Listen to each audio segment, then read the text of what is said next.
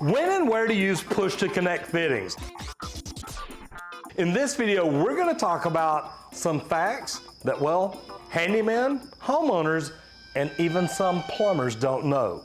Now, this video is sponsored by QuickFitting. Now, in this video, if you are a professional plumber, we're going to put a link down in the description so that you can get a QuickFitting sample box. We want you to get to use it, touch it, play with it, and shoot videos and let us know what you think. FYI, the first 10 people get a big sample box like I just showed you. The next 50 people get a smaller sample box. Anybody after that gets a random fitting and the amazing QuickFitting release tool. Make sure you click the link and be able to prove that you're a plumber. And now back to your regularly scheduled program. So first of all, where do you never want to use push-to-connect fittings? Push-to-connect fittings are something that plumbers, handymen, even some homeowners have been using for a long time in just about all locations. Now, the reason that I started out not liking push-to-connect fittings, that bigger brand, SharkBite, we've gone on many jobs over the years just fixing leaking push-to-connect fittings. And that's what they were, the SharkBite brand. The reason that I didn't like push-to-connect fittings is they were always put in bad spots. We had to actually cut open walls, and then you see all these push-to-connect fittings, and a couple of them are leaking. We've gone under houses and actually seen where a plumber, a handyman, a homeowner, somebody has made a repair before. They used a push-to-connect fitting, and yes, it was the old brand, but they did not use it properly, and that started to leak. So where wouldn't you want to use it? Well, to be honest, I would not want to use it in a wall that we're going to close back up. I always want to have access to any push-to-connect fitting that I install. But I will tell you this, speaking to one of the higher ups at QuickFitting, he says, Roger, look, I use these in my mom's house, in the wall, everywhere. We've never had a problem. With the 75-year warranty, it leads me to believe, you know what? They have designed a product that is going to last a long time and not be a problem. But me personally, I would never recommend putting one in a wall that you're going to close up. Now, I say that. What if you put in an access door because maybe you're changing out a shower valve, and this is something you may want to do again in the future. Have you ever looked at your shower valve and thought, gee, I wish I could change this trim, change the shower valve, but the trim that I want doesn't fit this? No. Well, if you've got quick fittings in there, remember, they are reusable. You go in, you pull it apart, you undo it, you pull that valve out, put a new one in, and you are good to go. So, an access door may make that okay. Another place is under a slab. Now, you can actually put it under a slab. As a professional plumber, anytime we go to do work under a slab, the city inspector will tell you, you can install whatever is recommended by the manufacturer. So I did. I contacted QuickFitting and said, what do y'all recommend? They allow you to install quick fittings under slab if you protect it. That's right. You have to wrap it. You have to tape it. You have to seal it off. They're working on something magic. Well, maybe not really magic, just newer technology that is going to let them install a fitting under the slab and you won't have to protect it.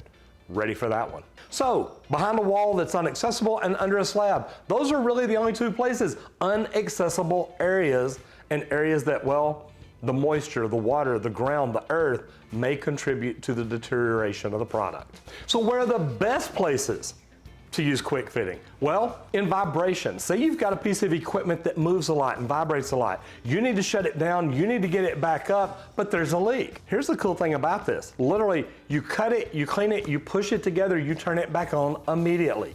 Now, press fittings, well, that vibration is going to slowly pull it apart and possibly make your crimp loosen up a little bit. But with quick fitting, as you push that together, it's ready to go immediately, and the way they're designed, the way the stainless steel teeth lock in, you're not going to have a problem even with some vibration. Now, where are some other great places? Well, connecting dissimilar materials. Say you need to connect copper to CPVC. You put a quick fitting in between it, put it together, boom. So copper to CPVC, copper to PERT, copper to PEX. Now, where do you not want to use it? Well, it's not made for PVC. Why? Well, PVC is softer. Now, CPVC, PEX, PERT, copper, those are harder materials. So those stainless steel teeth dig in and they're not going anywhere. Now, PVC is softer, so as they dig in, they can kind of keep pulling and keep pulling and keep pulling, and that soft material is just gonna let it slide. So you don't wanna use it on PVC. What is the very best place to use push-to-connect fittings?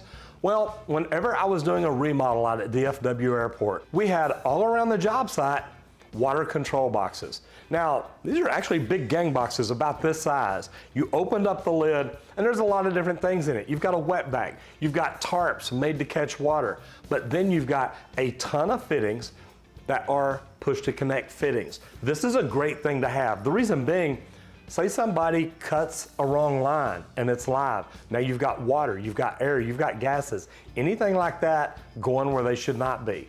With the proper fittings and the way QuickFitting is made, you can literally go up there, prepare the end of that, push on a valve and then turn it off. Or what we have in the water control boxes out there, push a cap on. Now, don't get me wrong, somebody's gonna get wet, but in a remodel of a major airport, when you know it's possible that you're gonna hit a water line, that you're gonna hit any kind of line that could release something into the air, you need a way to shut it down immediately. Today, I'd put QuickFittings in those boxes and I'd be happy that they're there. Now, another trick, if you're ever doing a big remodel like that, make sure if you're the plumbing contractor, you've trained everybody in the job to know where the water shutoff valves are. Why?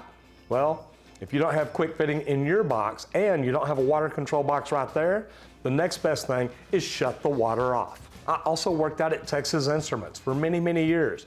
And they had a water leak one time and they're like, we cannot shut this water down. And I'm like, well, it's gonna take 4 or 5 hours to make this repair because we've gotta shut it, we've gotta drain it, we've gotta fix it, we've gotta test it and get it back up. They told me that shutting down that tool cost millions of dollars an hour. So they were gonna wait till the next major shutdown at a holiday. Having something like this, you may be able to eliminate a lot of that time. If you've got something where you need an emergency off, cut it, put it together, get it back together, this may be the fitting that you're looking for. Again, this video is sponsored by QuickFitting, and like I said, we teamed up with them because they proved to us they are the best things on the market. I'm Roger Wakefield, Lead AP, helping you make more money in the trades.